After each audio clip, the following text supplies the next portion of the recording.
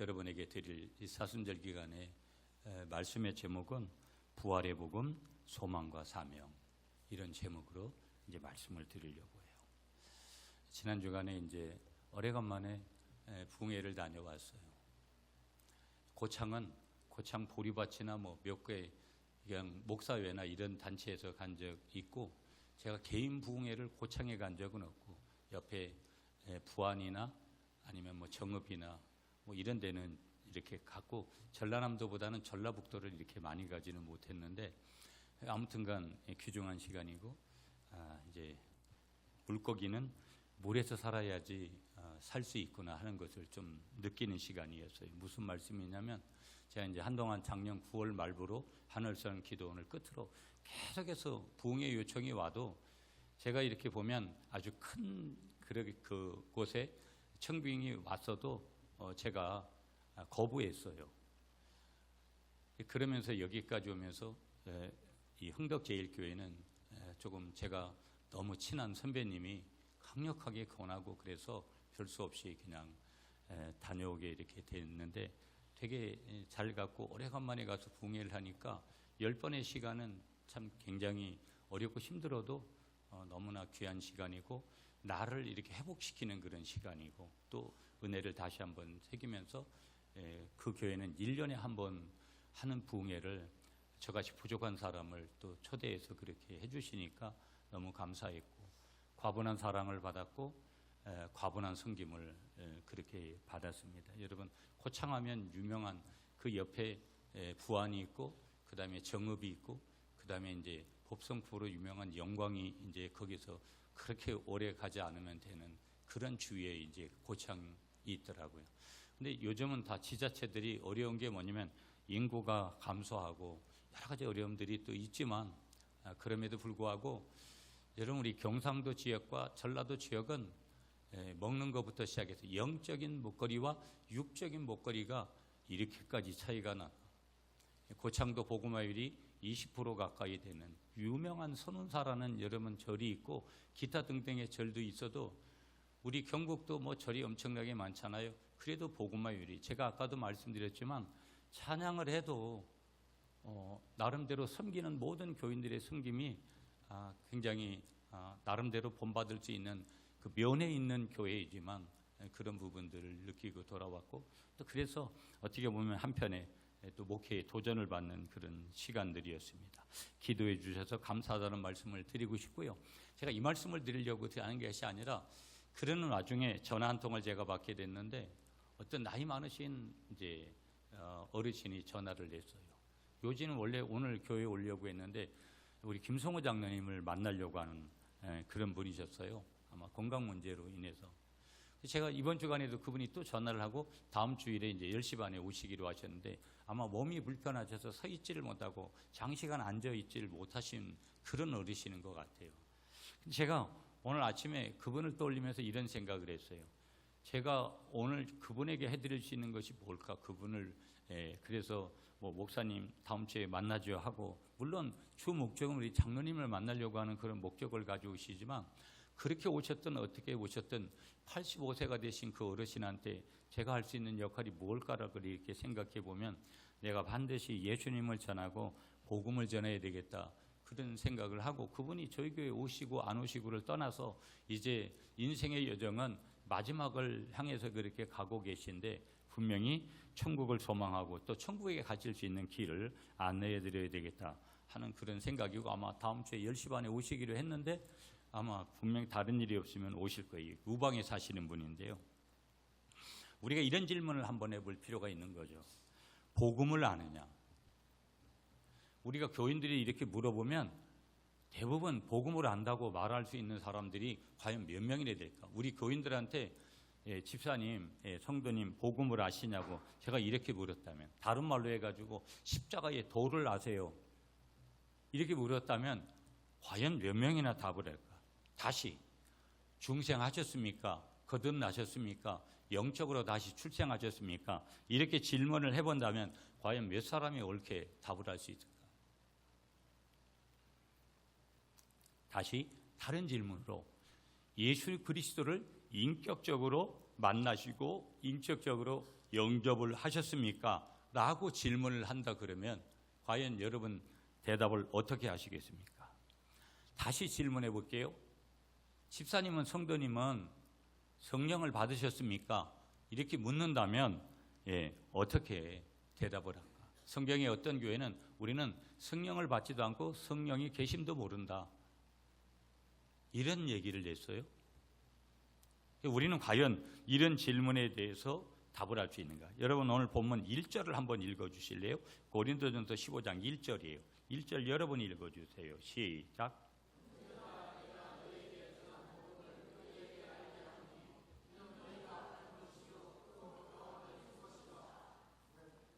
여기서 여러분 사도 바울이 내가 전한 복음이라고 얘기를 해요.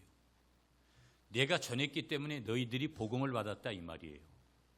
그럼 우리가 질문해야 될 하나가 뭐냐면, 나는 복음을 받았으면 당연히 원리가 뭐냐면, 복음을 알면 나는 당연히 그 복음을 전하는 삶을 살았을 거라는 거예요.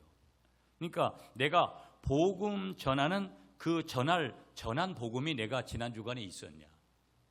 저는 복음을 전하고 왔어요, 한 주간 동안. 여러분 뭐 고창의 풍천장어가 이런 거구나, 내가 지금까지 먹은 풍천장어는 다 가짜였구나, 생고기를 먹어봤는데 머리털 나고 이런 생고기도 있었구나, 지구촌에.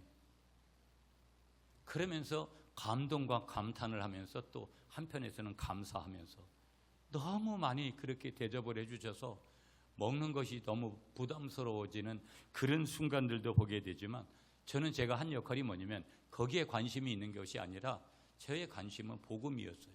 많은 분들이 은혜 받고 그렇게 되어질 때, 제가 오늘 여기 온 또 아주 오래간만에 하나님이 나를 여기에 보내신 이유가 여기에 있구나 하는 것들을 또 깨달으면서 피곤하고 힘들었어도 되게 감사한 그런 몇 날이었는데, 과연 우리는 전한 복음이 있는가?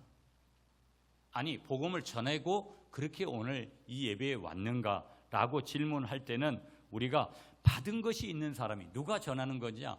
받은 복음이 있는 사람이 복음을 전하는 거지, 받은 복음이 없는 사람은 자기 안에 복음이 없기 때문에 복음을 전하는 것이 아니라 그저 한 주간 동안 자기 집안에서 있던 일이나 그냥 교회 모처럼 만에 일주일에 만났으니까 수요 기도회 모든 분들은 또 일주일 만에 또 이런저런 일로 세상적인 얘기만 하다가 그러고서 이제 예배 그냥 적당히 드리고 그렇게 돌아갈 소지들이 크죠. 내가 복음을 전하면서 받은 복음이 있는 사람인가, 그리고 받은 복음을 전했는가, 한 주간 동안. 이 질문을 우리에게 또 해볼 필요가 있는 거고요. 그렇다면 여러분 오늘 2절로 다시 가서 2절 말씀 여러분이 다시 읽어주세요. 시작.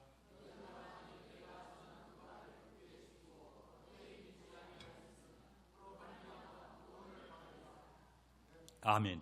자, 그럼 여기서 질문 한 가지가 또 뭐냐면, 도대체 복음이라는 것이 뭐냐? 복음이라는 것이 뭐냐라고 보면 오늘 2절 말씀에 오늘 명확하게 여러분 이 고린도전서 15장 1절부터 4절까지가 복음에 대해서 아주 명확하게 간단하게 그렇게 아주 집중력 있게 그렇게 말씀하고 있는 내용이거든요. 그래서 제가 사순절이고 그래서 십자가를 묵상하고 또 부활로 달려가기 위해서 이 본문을 정한 거예요. 자, 그렇다면 복음이 뭐냐? 제 말이 아니라 오늘 성경 2절 말씀에 보면 구원을 받는 유일한 길이라는 거예요. 여기가 중요한 거예요. 유일한 길. 다른 사람들은 딴 길로 있다는 거예요. 구원을 받는 딴 길이 있다고 주장하는 거예요. 그러나 성경은 어떤 길도 없고 유일한 한 길만 있는데 그 길이 복음의 길이라는 거예요. 예수 그리스도죠. 복음은 예수 그리스도인데 예수 그리스도를 통하는 유일한 길밖에 없다라는 것을 이 아침에 분명하게 믿으시는 여러분들이 되시기를 축복합니다. 그것을 분명히 믿는 사람은 교회로밖에 갈 길이 없다라는 거, 예수님밖에 복음밖에 우리가 살 길이 없다라는 것을 알고 바른 복음을 전할 수밖에 없는 거고, 바른 복음을 자기가 받았기 때문에 받은 복음을 바르게 전하게 되는 거예요. 복음이란 것은 뭐냐? 구원을 받는 유일한 길이라는 것을 우리에게 말씀하고 있는 거죠. 여러분 아무리 많이 배우고 아무리 달변가가 되고 아무리 많이 가지고 있고 아무리 건강하고 아무리 대궐 같은 집에 대궐 뭐 좋은 차를 타고 다니고 뭐 어떤 저기가 돼도 여러분 때가 되면 다 인생은 죽는 거예요. 개, 돼지같이 여러분 짐승같이 죽음같이 끝난다면 늦게까지 살 이유가 하나도 없어요. 그래도 오늘 예수 그리스도를 복음을 받아들였느냐에 따라서 영생의 길이 있고 천국의 길이 있고, 예수 그리스도를 믿지 않는 이들은 영원한 지옥불에 가는 거예요. 이건 사실인 거예요. 그렇다면 오늘 우리의 결국은 신앙생활, 예수 믿는 결국은 뭐냐면 영혼을 구원받기 위해서 가는 거지. 우리는 예수 믿으니까 우리는 똑같이 한 번 더 살고 두 번 더 살고 세 번 더 살고 예수 믿으니까 그렇게 성경이 말씀하고 있지 않아요. 물론 부활체는 있죠. 부활하죠. 그러나 부활은 우리의 현재의 몸과 우리의 현 상황과는 다른 거예요. 이미 천국 가신 분들을 천국에 가서 만나죠. 믿습니까? 천국에 가서 당연히 만나지만 여러분, 오늘 이 땅에서의 내 어머니와 같이 그런 어머니 같은 그런 한 곳에 천국에 가서 한 집에서 그렇게 살지는 않습니다. 삶의 형태가 다른 거예요. 그렇지만 영혼이 구원받는 것 그 자체만도 그것은 엄청난 사건이고, 그 뒤에는 부활체가 우리를 기다리고 있다라고. 거기에서도 어느 영역에 가서 어느 동네에서 사는 일이 벌어지고 매일 예배 중에 있지만 내가 하나님 앞에서 사랑을 받으며 살아가는 것. 우리는 육의 관점으로만 바라보면 내 육의 근거가 반드시 있는 것들을 원해요. 사람은 영혼과 육으로 구성되어 있는 거예요. 우리의 육신의 장막이 끊어지면 우리의 육신 그대로가 아니어도 우리의 영혼이 소중하기 때문에 영혼의 상태에서 하나님과 교제하고 지낸다라는 것이 뭔지를, 영적인 깊은 하나님과의, 영이신 하나님과의 교제를 아는 사람은 그건 알지만 그것을 모르는 사람들은 철저하게 그게 어떤 건지조차를 모르는 거예요. 그러면서 천국 간다고 그 사람이 과연 믿을까? 천국 가는 복음을 받아들였을까? 십자가의 도를 아는 사람이라고 말할 수 있는 것인가? 이게 굉장한 미분 적분하듯이 수학 공식에 그런 것으로 많은 사람들이 착각하지만 복음은 굉장히 단순한 거고, 복음은 하나님의 은혜와 나를 통한 그런 하나님의 믿음이 우리에게 주어졌을 때 자연적으로 성경 하나의 기적이 믿어지면, 마리아의 동정녀 탄생을 믿어지면 모든 천지창조부터 시작해서 요한계시록 22장의 말씀이 믿어지는 역사가 있듯이, 한 말씀을 믿었다면, 복음을 우리가 아는 것이라면 모든 것을 알게 되는 것이라는 것을 우리에게 가르쳐 주는 거예요. 죽음을 이길 자신이 있는가? 어떤 다른 방법으로 나에게 다가오고 있는 죽음을 이길 방법이 있는가? 예수 믿는 것 외에는 다른 방법이 없다라는 거예요. 가장 불쌍한 인간이 누구인가? 여러분, 뭐예요? 가장 불쌍한 것은 여러분, 만약에 복음을 모른다면 그 죽음 앞에 서 있는 것 중에 짐승들 다 포함해가지고 그 중에 가장 불쌍한 것은 인간이에요. 그러나 반대로 가장 행복한 사람이, 복음 안에 있을 때 가장 행복한 사람이 누구인가? 인간이죠. 사람이에요. 하나님의 형상대로 지음받은 저와 여러분들이라는 거예요. 단 조건이 하나 있는 거예요. 예수님 안에 있느냐, 복음 안에 있느냐 하는 것들에 대한 질문이 명확한, 나는 십자가의 도를 알고 있습니다. 복음을 받아들였습니다. 복음을 영접했습니다. 복음을 만났습니다. 라는 분명한 구원의 확신을 가진 그 사람에게만 해당되는 거지, 이것이 미온적이고 이것이 불확실한 사람에게는 여전히 물음표가 던져질 수밖에 없는 그런 질문이라는 것을 우리에게 알려주고 있는 거예요. 우리 시대에도 복음이 무엇인가에 대해 많은 혼란이 있어요. 구원을 이루는데 여러 갈래가 있다라는 종교 다원주의의 귀한 루트들이 우리에게 이제 전해지고 있죠. 윤리를 통해서 사람이 선하게 살면 구원받을 수 있다. 자기가 개발하면, 이것은 은혜의 구원이 아니라 자력 구원을 얘기하는 그런 우상 종교들. 그러면서 성공신화가 어떻게 보면 복음의 자리를 대체하려는 그런 경향들을, 여러분, 많은 사람들이 어떻게 보면 물질의 노예가 되는 그런 시대. 물질이 많으면 모든 것이 되는 것 같이 보여지니까 물질이 잘못된 것이 아니라 물질의 노예가 되고 물질에 눌려서 물질의 다스림을 당하면서 그렇게 살아가는 사람들이 얼마나 많은지 몰라요. 그래서 남을 원망하게 되고 남을 등치려고 하고 남보다 먼저 위에 서려고 하는 그런 어리석음 속에 살아가는 그런 많은 사람들을 보게 되죠. 바울은 지금 고린도 교회에 전한 복음을 다시 전하고 있어요. 이미 이 고린도 교회에 바울이 복음을 전했기 때문에 이 고린도 교회가 세워진 거예요. 그런데 이 고린도 교회에 다시 복음을 전하면서 그 복음의 핵심이 뭔지, 그러면서 그것이 우리의 삶을 바꾸는 힘이 되는지 안 되는지 분명하게 밝혀주고 있는 내용이 오늘 고린도전서 15장 짧게는 4절까지 보면 되는 거고, 그 뒤에 이어지는 것은 부활에 대한 내용까지 오늘 이제 11절까지 이제 말씀하고 있는 그런 내용이 되겠습니다. 오늘 본문은 복음의 본질, 예수 그리스도의 대속적인 그러한 죽음과 역사적인 부활에 대해서 말씀하고 있고, 복음의 확증, 여러 증인들, 여러분 거기 보면 5절부터 게바에게, 그 다음에 오백의 형제에게, 야고보에게, 만삭되지 못한 나에게도 쭉 그렇게 말씀하고 있는 그런 복음의 확증이 증인들로부터 이루어졌다라는 거. 그리고 세 번째는 복음의 개인적인 삶, 바울의 경우를 예로 들어가지고 어떻게 한 사람의 삶을, 어떻게 한 가정을, 어떻게 한 공동체를 변혁시킬 수 있는지를 정확하게 보여주고 있는 내용이 오늘 본문이 되겠습니다. 자, 오늘 이 말씀 앞에서 우리 각자는 복음을 제대로 붙들고 있는가를 돌아보시는 여러분들이 되시기를 한 번 더 축복합니다. 자, 오늘 본문 3절을 여러분이 다시 읽어주세요. 3절 시작.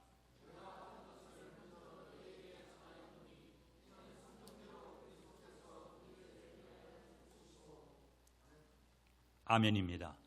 자, 오늘 본문의 배경을 좀 보면 저자는 사도 바울이에요.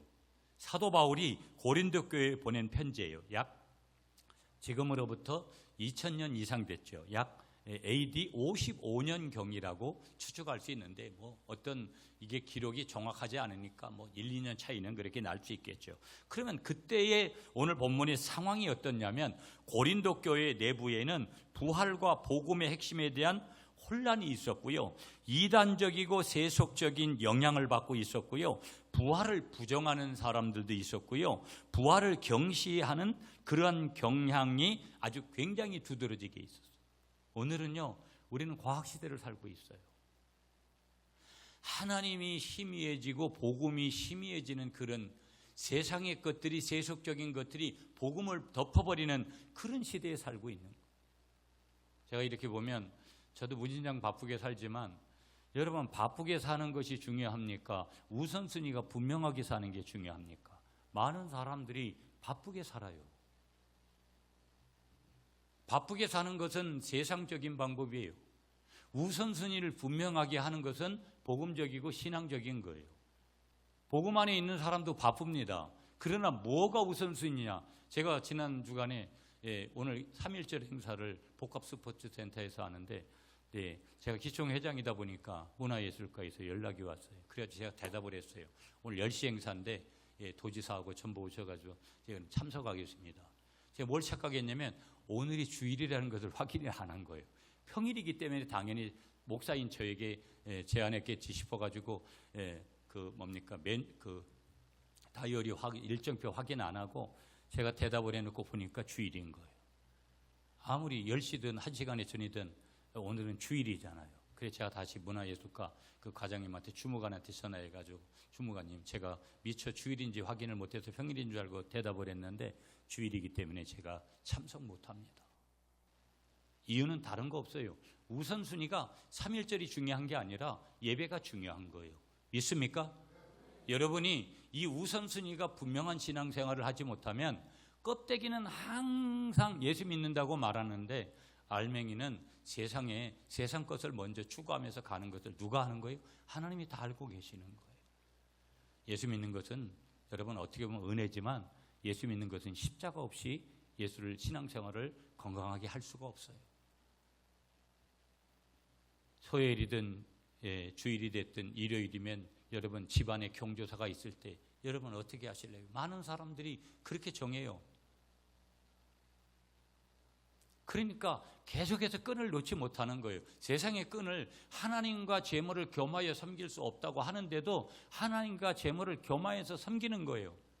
그러니까 신앙이 불분명하고 복음이 불분명한 거예요. 내가 하나님의 사람인지 어떤 때는 하나님의 사람인 거 하는데 어떤 때는 하나님의 사람인 척 하는데 정말 나중에 가서 보면 자기도 깜짝 놀랄 정도로다가 그게 아니다라는 것을 자기 스스로가 느끼게 되는 그런 때가 오더라는 거예요. 여러분 자신들을 이 사순절에 깊이 한번 뒤돌아보실 필요가 있는 거예요. 고린도 교회도 그랬다라는 거예요. 그래서 바울은 부활 복음의 핵심, 그리스도의 죽으심과 또 장사되심과 또 그 부활과 그 부활이 복음 정심의 복음의 핵심이라는 것과 성도의 구원 근거라는 것을 재확인시켜 주는 거예요. 지금 고린도 교회를 향해서. 제가 이번 설에 이제 강화도 집에 짧게 갔다 왔어요. 아버지를 안 보면 안 될 것 같아서 우리 이제 유리하고 집사람하고 셋이만, 다른 가족들은 못 가고. 근데 저희 아버지도 연세가 많으시니까 뭐 새벽기도 가셔도 되는데 그래도 이제 밤길이 굉장히 아침에 어둡고 하니까 새벽기도 못 나가시고, 가끔 이제 저도 목사니까 여러분 기도도 해드리지만 아버지가 지금 천국을 향해 지금 바르게 가고 있는가? 가끔은 여러분 좀 죄송한 표현이에요. 오래 사는 것만이 인간에게 있어서 복은 아닐 거다. 저는 그런 생각을 참 해요. 사람은요 오래 인내할 줄을 몰라요. 이게 참 사람의 단점이에요. 누구든지 그렇게 펄펄 끓어오르던 그 신앙의 고백도 시간이 자꾸 계속 진행될수록 이제 엉뚱한 생각들이 오고, 여러분 우리도 죽음이라는 것을 앞에 놓았을 때 우리가 미처 준비되지 못한 그런 상황이라면 여러분 우리가 그냥 찬양하면서 어느 날 그냥 잠들어서 그 즉시로 그냥 병원에 입원해서 그렇게 조금 골골하듯이 그러지 말고 그냥 잠자다가 어느 순간에 이렇게 가고 그러면 얼마나 좋아요. 막 힘들게 가고 이러면 너무 힘들잖아요. 근데 어차피 우리는 다 죽음을 준비해야 되거든요. 이게 순서가 정해져 있지 않았기 때문에. 그런데 우리가 분명한 것은, 저는 지금도 늘 그런 연습들을 정말 많이 해요. 언젠가 분명히, 그리고 제가 목사의 삶을 살다가 내 자식들 앞에서도 마찬가지, 성도들 앞에서도 마찬가지잖아요. 여러분들도 마찬가지 아닙니까? 한 신앙인으로서 내 마지막의 순간을 어떻게 하나님 앞에서, 그건 굉장히 큰 중요한 기도의 제목들이거든요. 그러나 더 중요한 것은 우리 모두가 다 한 명도 예외 없이 죽는다라는 거예요.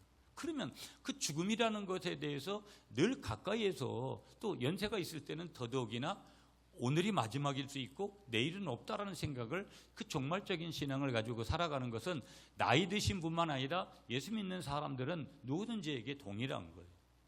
제 아버지하고 이렇게 이야기를 나누면서 아쉬움이 느껴지는 게 뭐냐면 자꾸 이 땅에 대한 미련이 있으시고, 제가 보니까 저희 아버지도 건강식품 이런 거를 정말 많이 드세요. 제가 아버지를 닮은 것 같아. 제가 비타민C도 많이 먹고 막 이런데 그게 나쁘다라는 거 아니에요.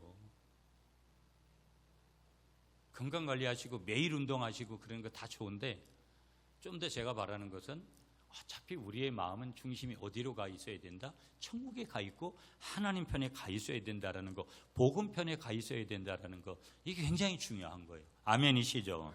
자, 그렇기 때문에 바로 이제 그 구원의 근거가 된다라는 거, 복음의 핵심이 사도 바울이 고린도 교회가 은사도 많이 받고 여러 가지 행하는데 지금 혼란스러운 거예요. 자, 복음은 역사적인 사건, 그 사건이 뭐냐면 예수 그리스도의 그 십자가 지심과 부활을 통해서 부활의 증언자들, 다수의 목격자들이 있었잖아요.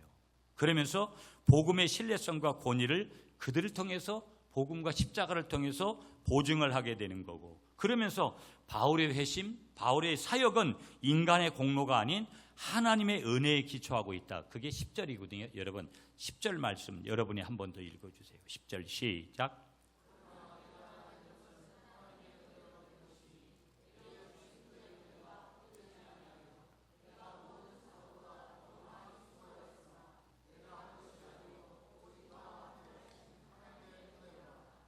아멘.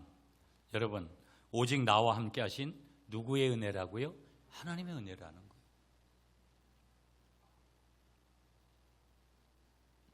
그러면서 여러분 11절을 보세요. 그러므로 나나 그들이나 이같이 전파하며 너희도 이같이 믿었느니라. 바울이 전파했기 때문에, 바울이 복음을 전했기 때문에 늦게 예수 믿었던 이 바울이 다메섹 도상에서 부활하신 예수님을 만나고 그 복음을 만나서 다시 너희들에게 복음을 전해서 너희도 이같이 믿게 됐다. 내가 복음을 전해야지만이 우리 구미 갈릴교회에 오는 교인이 되는 것 이상으로 그가 복음의 사람이 될 수 있는데, 복음의 나팔이 되어야 되는데 복음의 나팔을 되지 않고 아무런 삶을 매일 먹고 사는 문제에 매여가지고 그렇게 살다가 지치고 힘들고 병들고, 그런 것보다는 내가 주의 일을 하다가 때로는 건강에 문제가 오고 내가 어떤 가난의 문제가 오고 내가 어려움을 당하는 것과 그렇지 않은 것은 차이가 크다라는 거예요. 나는 복음의 사람이냐, 복음의 사람으로 반드시 살아야 된다라는 것을 우리에게 말씀하여 주시는 줄 오늘 이 아침에 믿으시는 여러분들이 되시기를 축복합니다. 자, 3절로 다시 돌아가서 첫 번째 메시지를 받는 거예요. 자, 아까 읽었으니까 3절에 보시면 복음의 핵심을 말씀하는 거예요. 복음의 핵심은 그리스도의 죽으심과 부활이라는 거.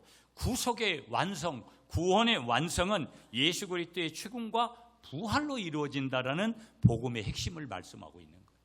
우리 한번 따라하겠습니다. 복음의 핵심은 예수 그리스도의 죽으심과 부활입니다. 자, 보세요. 여기 그리스도라는 단어가 나와요. 그리스도, 기름 부음을 받은 자, 메시아라는 그런 뜻이에요. 이 표현은 예수님의 신적인 신분, 구속사적인 사명이 어떤 것인지를 예수님이 그래서 인간의 몸을 입고 오신 거구나 하는 것을 말씀하고 있는 거고요. 그 다음에 누구의 죄를 위하여 3절에 보면 우리 죄를 위하여. 여러분, 여기 우리의 죄를 위하여 전치사죠. 대신한다 이런 뜻이에요. 대속적인, 예수님의 대속적인 역할을 분명하게 드러내고 있는 그런 말씀이 우리의 죄를 위하여. 예수님이 왜 오신 거예요? 나의 죄를 위하여, 우리의 죄를 위하여 오신 줄 믿으시는 여러분이 되시기를 축복합니다. 3절에도 성경대로, 4절에도 성경대로. 성경대로는 구약에 예언하신 말씀, 신약에 성취되어진 그 성취의 연속성. 구약이 있어야 신약이 있고 반드시 신구약 성성이 하나님의 말씀으로 연속성장에 있다라는 구속사의 성취의 정당성은 구약과 신약이 연결될 때라는 거. 그러므로 구약 성경도 중요하고 신약 성경, 우리는 구약은 율법이기 때문에 우리는 조금은 옆으로 제껴놔야 된다. 어떤 분들은 목사님들이 그렇게 잘못 가르치는 분이 있어요. 구약이나 신약이나 하나님의 말씀은 동일한 줄 믿습니다. 둘 중 안에 하나가 되면 여러분 예언된 약속이 있어야 되는데 그래야 성취된 복음이 있는 건데 이게 조화를 이루지 못하는 거죠. 이건 짝퉁이 되는 거예요. 자, 그러면서 바울은 복음의 중심을 단순히 그냥 어떤 교리를 가리키는 거 아니다. 역사적으로 구속사적인 사건으로 분명하게 지금 제시를 하고 있고요. 그래서 예수 그리스도의 죽음은 우리의 죄를 위한 대속의 죽음이고 성경의 예언의 틀 안에서 반드시 이해해야 된다. 구속사적인 관점에서 이해를 해야 된다라는 것, 믿어져야 된다라는 것을 말씀하면서 교리적인 논쟁을 제압하는 그런 방식이 아니라 역사와 그 성경의 연속성으로 복음을 그렇게 설명하고 있고 그렇게 우리에게 알려주고 있는 그런 내용이 오늘 본문이에요. 자, 보세요 여러분. 예수님의 죽음, 그리스도의 죽음이라는 것은 단순히 그냥 어떤 한 인간이 죽은 거다, 그 희생이 아니고 우리의 죄값을 대신 치르신 대속의 행위였다라는 거. 우리는 아무리 우리의 목숨을 10개를 내놓는다 그래도 우리는 원죄와 그 속에 죄가 있는 근거 때문에 우리는 대속적인 제물이 될 수 없어요. 구약의 짐승은 일회적인 거예요. 일회적으로 유해해지는 그러한 그런 구속의 은총이었지, 완벽하게 100% 완벽하게 이루어지는 대속의 은혜는 바로 예수 그리스도께서 인간의 몸을 입고 오시고 그분은 죄가 없으셔서 십자가를 져 주실 때 대속의 화해가 나와 하나님으로부터 이루어지게 되는 줄 믿습니다. 그래서 이건 성경대로의 사건이었는데 이 성경대로의 사건은 우리의 신앙의 아주 기초적인 부분이 되는 거고, 성도들은 이 사건을 통해서 하나님의 진노와 공의가 해결되었다라는 것을 신뢰하는 것, 예수님을 믿음으로 우리가 직접 짐승을 잡아가서 나아가는 일이 아니라 예수님께서 단번에 영원한 제사를 드려주시는 그분이 하나님이셨는데 인간의 몸을 입고 오셔서 우리의 죄를 위하여, 나의 죄를 위하여서 그런 은혜를 베풀어 주셨다라는 것, 그런 일을 행하셨다라는 것을 오늘 이 사순절 기간에 이 아침에 믿으시는 여러분이 되시기를 축복합니다. 그래서 성경대로라 하신 바울의 강조점이 중요한데, 복음이 계시된 말씀의 틀 안에서 이해가 우리가 되어질 때 비로소 어떻게 된다라는 거예요? 그 참 의미와 능력을 드러낸다는 것을 우리에게 참 복음 되신 주님께서 가르쳐 주시는 줄 믿습니다. 자, 그러므로 여러분, 우리가 사순절 이 기간은 아직 부활을 향해서 달려가는 기간이잖아요. 이 부활의 기간에, 우리가 사순절 기간에 부활을 기대하면서 우리가 당연히 깊이 회개해야 되는 거예요. 십자가를 깊이 묵상해야 되는 거예요. 개인적인 회개가 먼저 일어나야 되겠죠. 죄의 심각성을 얼마나 깨닫는가, 죄가 얼마나 무서운 건지를 깨닫고 예수님의 대속을 의지하고 회개하는 것. 죄를 깊이 깨달은 사람만이 예수님이 인간의 몸을 입고 오신 이 사건이 얼마나 대단한지를 믿게 되는 거고요, 알게 되는 거고요, 인정하게 된다라는 거예요. 그러면서 이 십자가를 지는 것은 현장에서 뭐예요? 구제하고 섬기는 삶인 거예요. 그리스도께서 다른 일을 위하여 희생한 것 같이 교회 공동체는 죄인과 고통받는 일을 향한 사랑과 대속적인 섬김을 어떻게 해야 된다는 거예요? 실천해야 된다. 그래서 내가 이 기간엔 더 남을 위해서 살려고 하고 섬김의 실천을 하고 구제하려고 하는 것들은 우리가 얼마나 중요한지 몰라요. 그러므로 항상 그 사람은 성경적인 중심의 삶을 살아야 되는 거죠. 삶의 판단과 결단은 성경의 가르침에 따라서, 성경이 어떻게 말씀하고 있는지에 따라서, 왜 성경은 정경이라고 말하는데 캐논이라고 말씀하고 있는데 원어에 이건 잣대라는 뜻이기, 잘하는 뜻이거든요. 성경의 잣대로, 모든 기준을 성경의 잣대로. 아멘이십니까 여러분? 로마서 5장 8절에 말씀 주세요. 우리가 아직 죄인 되었을 때 그리스도께서 우리를 위하여 죽으심으로 하나님께서 우리에 대한 자기의 사랑을 확증하신 줄 믿습니다. 이사야 53장 5절에 그가 찔림은 우리의 허물 때문이요 그가 상함은 우리의 죄악 때문이라. 그가 채찍에 맞음으로 우리는 나음을 받은 줄 믿으시는 여러분들이 되시기를 간절히 축복합니다. 여러분, 이사야 53장은 고난받는 종에 대해서 말씀하고 있는 거예요. 오실 예수님에 대해서 말씀하세요. 그 오실 예수님, 고난받는 종의 대속적인 고통, 십자가 지심이죠. 우리의 죄를 대신 담당하신 그런 그 십자가라는 것을 우리에게 예언하는 말씀이죠. 이 이사야 53장의 이 예언은요, 예수님의 죽으심을 직접적으로 연결해서 예언해 주는 그런 말씀이에요. 그런데 오늘 본문에서는 성경대로 예수님이 구약의 이사야 선지자를 통해서 예언하신 그대로 십자가를 지시는 구원의 구속의 은혜를, 십자가를 지심으로 부활의 첫 열매가 되심으로 그 복음의 핵심을 우리에게 주심으로 복음 되신 예수님께서 우리를 구원해 주시고 죄에서 용서함을 받게 하신 줄 믿습니다. 요한복음 10장에 가면 여러분, 예수님은 선한 목자다. 그래서 예수님은 선한 목자이기 때문에 우리는 양인데 그 나와 여러분들 양을 위하여서 목숨을 버리는 분이 예수님이다. 그래서 이 요한복음 10장의 말씀을 통해서 비유하시는 핵심이 뭐냐면 대속적인 죽음이 어떤 것이냐, 목적을 향한 희생이 어떤 거냐. 예수님이 목적은, 십자가 지신 목적은 뭐예요? 우리의 죄를 사해 주는 거거든요. 그래서 그분은 나같이 연약한 양이지만 나 같은 양을 위해서 십자가의 대속의 은혜를 베풀어 주신 줄 믿습니다. 이 은혜를 깊이 깨달아 보세요. 세상이 이 은혜를 감춰버리려고 하는 거예요. 이 복음을 감춰버리려고 하니까 사람들이 그거를 보이지 않는 거예요. 내가 세상의 눈으로 세상의 안경을 끼고 보니 감추어진 복음이 보여지질 않는 거예요. 그럼 감추어진 복음이 보여지지 않으면, 감추어진 보화가 내가 느껴지지 못하고 믿어지지 못하면 세상 사람이나, 여러분 어찌 보면 믿는 사람이나 별반 차이가 없는 거죠. 은혜를 경험한 사람이 훨씬 더 과격한 그런 배교를 행할지 그런 근거가 훨씬 더 있어요. 우리는 그걸 코로나19를 통해서 훨씬 더 일찍 경험하는 거예요. 아하, 짝퉁들은 별 수 없이 좀 죄송하지만 견고하게 예수 그리스도 안에 뿌리를 내리지 못하는 분들은 그냥 흔드니까, 상황이 흔들어 버리니까 그냥 배교의 길을 가는구나 하는 것을 한국교회를 통해서 알려주고 있는 거예요. 그 기간이 오래됐잖아요. 자, 그러므로 여러분, 우리 모두는 다시 한번 복음의 핵심은 예수님께서 죽으시고 부활하신 구속의 완성이라는 것을 분명하게 믿으시는 여러분들이 되시기를 한 번 더 축복하겠습니다. 어떤 사람이 이렇게 얘기했다는 거예요. 나는 완벽합니다. 나는 완전합니다. 이렇게 자기 자랑을 하면서 그렇게 했다라는 거예요.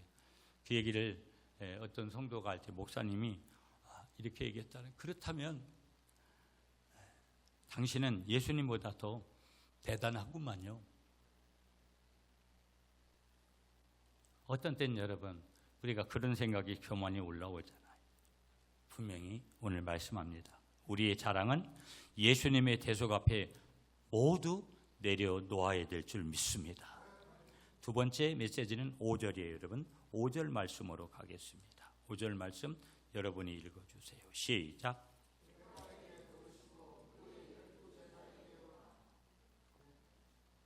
한번 따라하세요. 부활의 확증. 부활의 확증은 뭐냐? 5절 이하에서 목격자들의 증언을 통해서 이루어진다라는 것을 말씀하고 있는 거예요. 복음의 역사성을 얘기하는 거죠. 보이셨다, 여러분. 여기 보여지다, 나타내다. 부활의 계시적인, 보여지는, 하나님의 뜻으로 보여지는, 현실적으로 감각적으로 체험되지는 사건을 얘기하는 거예요. 여러분, 예수를 만난 경험이 없으니까 신앙생활이 종교적으로 가면 조금은 견뎌요. 여러분, 좀 조건이 있고 내가 그냥 사모함도 있고, 그러다가 어느 날 되면 그냥 신앙이 이제 어떻게 보면 넘어지는 거예요. 체험이 이렇게 중요한 거예요. 말씀의 토대가 되는 속에서의 우리가 경험이라는 것은 굉장히 우리에게 필요해요. 하나님을 만난, 그 말씀을 통해서 만나든지 어떤 그런 감각적인 체험의 사건을 얘기하는 거예요. 여기 게바가 나와요. 베드로의 아람어로 한 그런 호칭을 얘기하는 거죠. 초대교회 중요한 증인이 누가 있냐? 베드로였어요. 근데 초대교회 중요한 증인이 되기 전에 예수님을 3번이나 부인했던 사람이 베드로예요. 여러분, 우리는 어제도 하나님의 뜻대로 살지 않았다가 나후 오늘이 중요한 게 뭐냐면, 오늘 내가 예수님을 어떻게 고백하느냐. 여러분, 예수 믿지 않던, 어제까지 수십 년을 예수 믿지 않았던 그분이 여러분 오늘 예수 믿고 거듭나는데, 오늘부터 시작해서 아주 완전히 복음으로 바뀌어지는 사람이 있고, 어제 예수를 믿고 오래전부터 예수를 믿었는데도 뜨뜻미지근해서 오늘도 여전히 뜨뜻미지근한 신앙 속에 있고, 내일도 그럴 소지가 있는 사람이 있고, 다양한 케이스들이 있는 거예요. 케이스 바이 케이스예요. 그럼 나는 어떤 케이스 속에 속해 있느냐? A인가 B인가 C인가를 봐야 되고, 우선순위가 분명하고 믿음이 분명하고 그 정체성이 분명한 그런 사람인가? 베드로는요, 어디까지는 형편없는 사람이었어요. 그러나 여러분, 사도행전에 등장하고 있는, 이후에 등장하고 있는 베드로는요, 대단한 사람이에요. 그래서 결국은 그가 거꾸로 그렇게 매달려서 순교의 제물이 되잖아요. 오늘 나는 이 사순절 기간에 어떤 복음 안에서 어떤 하나님으로, 어떤 예수님으로 내가 지금 그분을 고백하면서 살아가고 있는, 나는 증인인가? 말투스라는 단어를 썼는데, 여러분, 나는 증인인가? 그러면서 12에게 사도 집단 전체에 대한 그런 계시를 얘기하는 거고, 공동체적인 증언을 얘기하는 게, 공동체가 우리 구미 갈릴리 교회가 어떤 교회가, B라는 교회, C라는 교회, 큰 교회, 작은 교회, 그 공동체가 그 증언의 중요성, 공동체가 그렇게 고백하, 예수님 부활하셨습니다, 예수님 나를 위해 십자가 지셨습니다, 복음의 통일성. 섬기는 오늘 예배 현장은 달라도 하나님 자녀로서 고백하는 고백이 같은 거죠. 바울은 부활을 단순한 신앙적인 주장에 두지 않았어요. 무슨 얘기냐? 여러 목격자들의 역사적인 체험으로 입증하는 거예요. 여러분, 제가 이렇게 붕해를 나가면서 다른 A라는 교회가 신앙생활하는 정도들이 틀리고요, B라는 정도가, 여러분 거기 선임 장로님이 제가 이제 숙소까지 끝나면 바래다 드리고 저하고 같이 옆방에서 자면서 그 다음에 이제 새벽 시간 되면 4시 40분 되면 5시에 이제 예배가 시작되니까 저는 4시에 일어났어요. 4시에 일어나가지고 4시 40분 되면 장로님이 착 앞에다가 착 대고 그 다음에 또 이제 새벽 예배 마치면은 또 다시 숙소로 바래다 주고 밥 먹으러 갈 때 또 바래러 왔다가 또 밥 먹고 가면 또 바래다 주고 그분이 여러분 교회를 광주에서 고창까지 섬기러 다니시는 거예요. 얼마나 신실한지 여러분 이분이 권사님의 아주 적극적인 그러한 신앙의 그 권면 때문에 기도 때문에 장로가 되신 분인데 자기는 수십 년을 골프를 쳤다는 거예요. 노는 거에 대해서 아주 적극적인 분이었어요. 그 교회는 장로 선택 기준을 자원하는 분들을 장로 피택을 하셨더라고요. 이분도 자원을 하신 거예요. 원래는 나 같은 사람은 장로가 될 수 없다고 아무 옆에서 얘기해도 그렇게 안 했는데 어쨌든 간에 계시의 말씀 속에서 응답을 하면서 저는 제가 만나본 장로님들 중에 너무너무 순수하고 그래서 자기는 수십 년 동안 그렇게 즐겨했던 골프를 다 끊어버렸다라는 거예요. 그리고 교회의 모든 것들은 여러분 교회의 기본적인 것들만 교회의 재정으로 사용하지 다 그것이 대회장으로 하는 것도 예전엔 목사님이 하셨는데 선임 장로님이 대회장 하시면서 본인이 모든 비용들을 쓰고 마지막 날 떡을 해가지고 막 만찬하고 저에게도 한 박스 줬어요. 그런데 제가 이렇게 보면서 여러 가지 일들을 진행하는데 너무나 매끄럽게 그렇게 앞에서 리더십을 발휘하면서 그러면서 여러 장로님들이 계신데 중직자들이 최고의 리더십들이 그렇게 섬겨가니까 교역자들도 여러 분 계셔도 교역자의 역할이 있고 성도들의 역할이 있잖아요. 아무튼간 아름다운 모습을 이렇게 바라보면서 사람을 통해서 오는 증언의 메시지 또한 얼마나 중요한 것인지를 우리에게 말씀하고 있더라. 그래서 부활은 개인적인 체험이면서도 공동체적인 그러한 증거에 기초하는 거고 신앙은 개인의 내적인 확신뿐만 아니라 역사적인 증거도 필요한 거고 공동체적인 증언에 의해서 뒷받침이 되더라. 여러분 오늘 사도들의 증언이 나오잖아요. 그 사도들의 증언은 복음의 전파적인 신뢰를 확보하는 거고 우리가 믿는 신앙이 단순한 그런 어떤 의미에서 감정이 아니고 신화가 아니다라는 것은 삶에 있는 사람들의 증언을 통해서 전파를 통해서 그렇게 실제적인 체험을 통해서 보여주더라는 거예요. 우리가 그러므로 여러분 증인으로 서는 것이 중요해요. 오늘 우리가 증인된 삶을 살아가는 거예요. 그러면 증인으로 서는 것은 무엇이냐? 부활의 증인이 되라고 우리를 부르신 줄 믿습니다. 우리의 삶에, 우리의 말에, 우리의 섬김에 부활의 능력을 증언하는 것. 적어도 교회를 항상 오면, 어디를 갔다 오면 여러분 정상적인 교회는 여러분 그래도 제가 이 교회의 당회장 아닙니까? 그러면 여러분들이 새벽이든 뭐 어떻든 그리고 여러분들은 내가 어디를 갔다 그런 인사를 이제 저는 포기하고 살지만 목사님 그렇게 어떻게 부흥회를 좀 잘 다녀왔냐고 그렇게 관심을 가져주고 말 한마디라도 하면 얼마나 좋겠어요. 참 어떤 때 보면 이 사람이 우리 교회 교인인지 아닌지 그리고 훈련되지 않은 아직도 이 언어를 쓰는데 믿음의 언어를 아직까지 쓸 줄 모르는 거예요. 여러분들이 똑같아요. 저에게 하는 거나 또 다른 사람들에게 하는 것을 제가 이렇게 보면 뭐 그 사람이 그 사람인데 뭐 달라질 이유가 없는 거예요. 그러니까 우리가 믿음의 훈련을 한다라는 것이 여러분 이 사순절이다 교회 절기가 되면 우리가 결국 하나님 앞에 있으면 하나님이 성령이 우리들을 훈련해 가는 거거든요. 제가 오래간만에 또한 부흥회를 가서 또 다른 것들을 느끼면서 하나님의 은혜가 얼마나 큰 것인지를 느끼듯이 결국은 우리가 믿음 생활을 하면서 가장 중요한 것은 뭐냐면 깨달음이거든요. 누가 얼마만큼 깨닫고 얼마만큼 넓이로 깨닫느냐 이런 것들은 굉장히 중요한 거예요. 그래서 공동체의 신앙 훈련들 여러분 뭐 성경 공부도 중요하고 또 우리가 증언의 시간 뭐 우리가 간증하는 시간 제자 훈련 개인적으로 체험을 공동체적으로 증언하는 그런 부분들. 그래서 누가복음 24장 34절에 저희가 말하되 주께서 정말로 살아나셨다 하더라. 우리가 주님이 십자가 지셨습니다. 주님이 부활하셨습니다. 이런 것들을 우리 구미 갈릴리 공동체가 이 땅에 있는 모든 공동체가 그렇게 한다면 부활절을 기대하는 것은 당연한 거고, 부활을 말하는 것, 십자가를 지심을 먼저 말하는 것은 마땅할 거라는 거. 마지막 한 가지만 간단하게 보면서 마칠게요. 오늘 본문 10절이에요. 10절을 다시 한번 여러분이 읽어주세요. 시작.